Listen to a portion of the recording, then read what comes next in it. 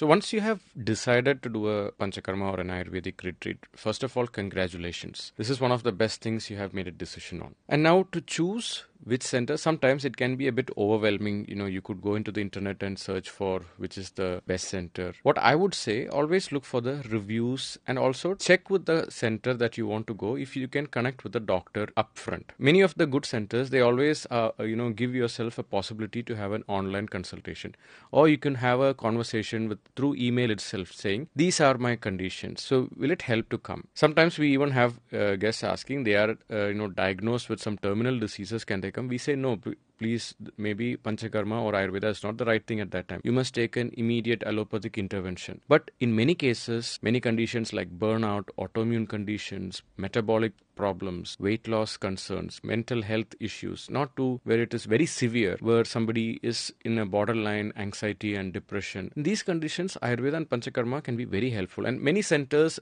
do specialize in many things. So I would highly recommend everyone to write down to some of the centers, do you offer treatments for this? This is my condition, this is my height, weight, and my current, and even if you have any blood reports, send it upfront to them. So for example, us in Sitaram, we offer a possibility to have an online consultation. So you could really check, is this the right place for me or not? And not every center will be fit for everyone. For some people, doing it in this particular center will be the best. For somebody else, it could be another center. So fitting the right center, it also comes with first of all, I request you to make a good intention. Let the universe guide me to go to the right place where the right doctors, therapists, and the team will assist me in my healing. That's the first intention that I request you to do. Second, look for what are the good centers that offer, and then there is this accreditation in India called NABH. It stands for National Accreditation Certified Board, which stands for patient care is the most important thing, and employee satisfaction is important, and they have certain strict protocols that needs to be followed. So this will also help them to enhance and assess the quality of the center. So first is, make a good intention. Second thing, first of all, make yourself aware what is your expectation by doing this Ayurveda or Panchakarma retreat, and document all of that and send it to few centers.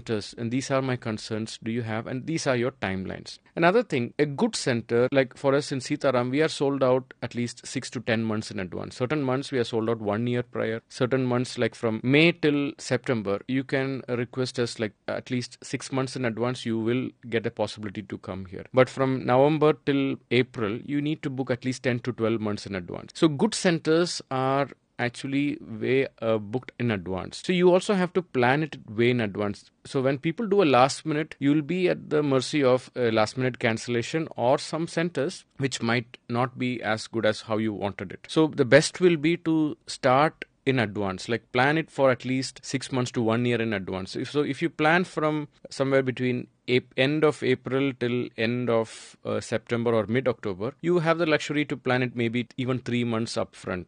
In advance. But if you plan to come from October till end of April, then you have to plan way in advance. So once you make that planning in advance, you can start writing out, and you can also ask what will be my approach, is there a way, and you can also look at the reviews, what are people saying. Good centers will have mixed reviews.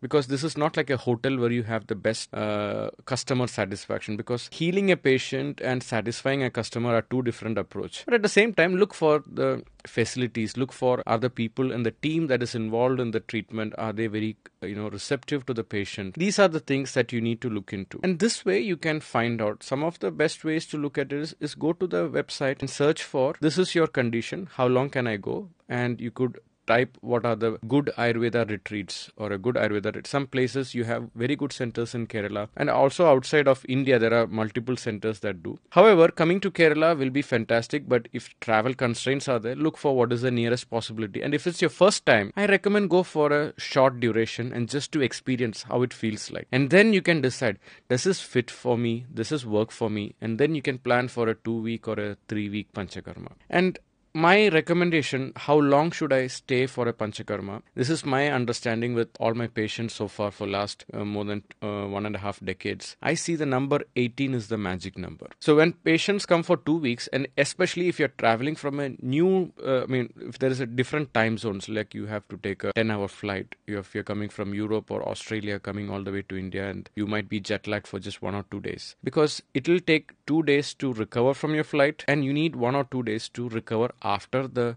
whole treatment just to settle in so that you can go back. So 4 days, like 2 days to recover from your flight and 2 days to also prepare for you to go back.